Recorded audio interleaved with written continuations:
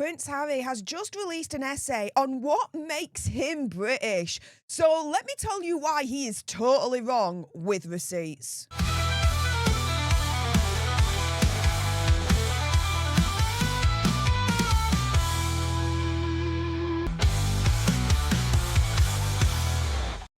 Hey up everyone, it's me, Stef The Alter Nerd, your nerdy alternative, and welcome to the Dose of the Daily Nerd, where I break down the royal news and gossip of the day that's pretty much caught me eye. And oh my goodness, yeah, let's jump into this madness, shall we? Because Prince Harry has just released an essay on, laughably, what makes him British.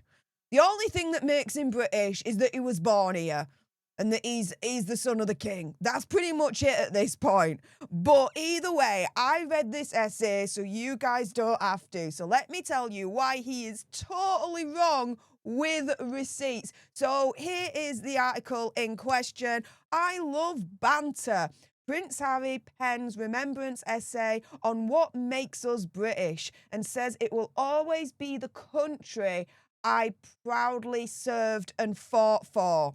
So, in a personal 647-word piece titled The Bond, the Banter, the Bravery, What It Means to be British by Prince Harry. Little bit of word salad there, but I suppose he learnt from the best from Megsy, right, guys?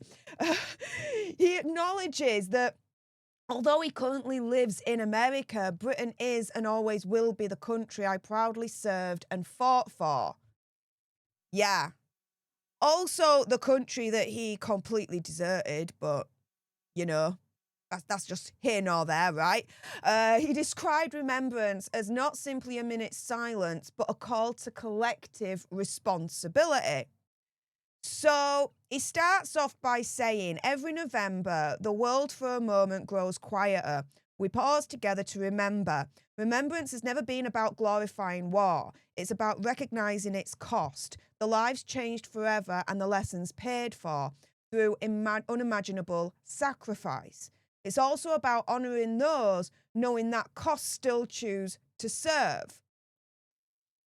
Yeah, he didn't honour those that he served when he thought it was the best idea in the whole wide world to publicly confirm his Taliban kill count in his book Spare, to the point where those he says he honours actually came out to criticise him over the revelation. As we all remember here, the headlines, Army veterans criticise Prince Harry's claim that he unalived 25 Taliban in Afghanistan. Now, he goes on to discuss Ukraine. As the article says right here, writing of the resilience and fierce determination of the Ukrainians he met while visiting the war-torn country in September, Harry added, there's a similar stoic spirit of self-deprecation and humour in Ukrainians that I recognise more than any other in us Brits. Now, interestingly, he missed out his alleged meeting with President Zelensky during that trip, even after, allegedly, the UK government told him not to meet with him in the first place. So, he is proud to serve the UK, but on his own terms, allegedly, right? Now, Hazard goes on to say the following. Though currently I may live in the United States, Britain is and always will be the country I proudly served and fought for. The banter of the mess, the clubhouse, the pub, the stands, ridiculous as it sounds, these are the things that make us British. I make no apology for it. I love it. Now, this shows, right, in my opinion, conspiracy theory, whatever, that he has no clue, no idea, right, what's really going on in the UK. Because he talks about loving the banter, but he doesn't discuss, at the same time, the UK government's efforts to try and literally ban pub banter. Here you go. From the Telegraph, Labour's pub banter ban is fixing a made-up problem. Yeah. Read this article. It's absolutely insane. It is definitely not clickbait. Now, the article goes on to say that paying a special tribute to former servicemen across the UK's 4 home nations and their communities, he writes, I've had the privilege of serving alongside men and women from all 4 corners of the UK, from Antrim to Anglesey, Lancashire to London, Wrexham to the East Riding, Belfast to Bedfordshire and beyond. I saw courage and compassion in the harshest conditions imaginable. Okay. So he says he saw courage and compassion in the harshest conditions imaginable, right? But I wonder if that's really the case. Just asking for a friend here, let me put it this way. Where do you think the term Bunker Harry really came from? Come on, guys. Now, Harry then goes on to write, but I also saw how easy it can be once the uniform comes off, for those who gave everything to feel forgotten. We warned that our duty to them does not end when their service does, and added they safeguarded our freedom. We must safeguard their future. That way we all benefit. Harry also expressed concern about the World Disremembrance Sunday, saying peace for those lucky enough to know it feels more fragile than ever.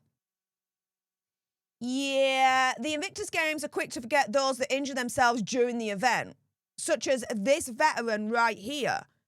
Veteran on Invictus team says he's out thousands of dollars for medical costs after being injured on the car. Yeah. So how much does Hazard really support the veterans? How much does the Invictus Games really support the veterans, right? Again, I'm just asking for a friend here.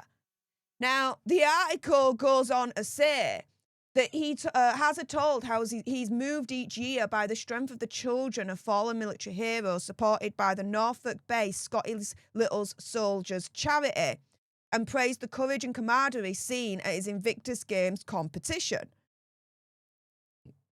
Well, mentioning Scottish Little Soldiers charity is an absolute slap in the face. He could have done so much to help those children, but instead thought that all they needed from him was a packet of sweets. Yeah. I know, right? Now, Harry then finishes off by saying, quote, remembrance isn't confined to one weekend in November. It's a lifelong commitment to empathy, gratitude and action, to be kinder, more united and braver in protecting what those before us fought to preserve. Well, before we go any further, again, asking for a friend here. If remembrance isn't confined to just one weekend in November, then why is he releasing this essay around about this time now?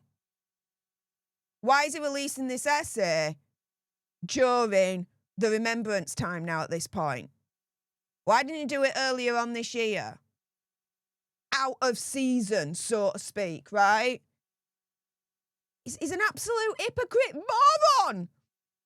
Now, he goes on to say, so as we bow our heads this weekend, let us remember not only the fallen, but the living, those who still carry the weight of war in body and mind, and the families who bear its memory in their hearts. If you live near them, knock on their door. If you see them around, shake their hand. And if you feel so inclined, join them for a cuppa or a pint to hear their story and remind them their service still matters. Thing is, though, a large part of the veteran community seemingly want nothing to do with him. Remember when he won the Pat Tillman Award? And Tillman's mother spoke out against Hazard receiving it, saying the following, I'm shocked as to why they would select such a controversial and divisive individual to receive the award. There are recipients that are far more fitting. There are individuals working in the veteran community that are doing tremendous things to assist veterans. The inference there is that Hazard's not doing that.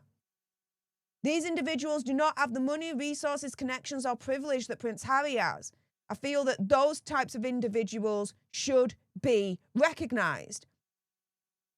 So, going around full circle here, as I've shown you with receipts, this essay written from Hazard, about what makes Hazard British, is all kinds of wrong.